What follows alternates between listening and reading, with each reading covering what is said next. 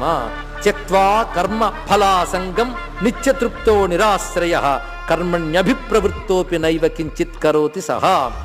కర్మని అంటే కర్మ ఆసక్తిని, ఫలాసక్తిని అంటే కర్మఫలాసంగం అనే మాట సంఘం రెండింటికి తగిలించుకోవాలి. కర్మాసక్తిని ఫలాసక్తిని విడిచిపెట్టినటువంటి వాడు నిత్యతృప్తుడై నిరాశ్రయుడై అంటే దేని మీద ఆధారపడి ఉండేటువంటి వాడు. నిరాశ్రయుడు అంటే అర్థం ఏంటంటే, ఒక బలహీనమైన రెమ్మ మీద ఒక పక్షి నిలబడింది.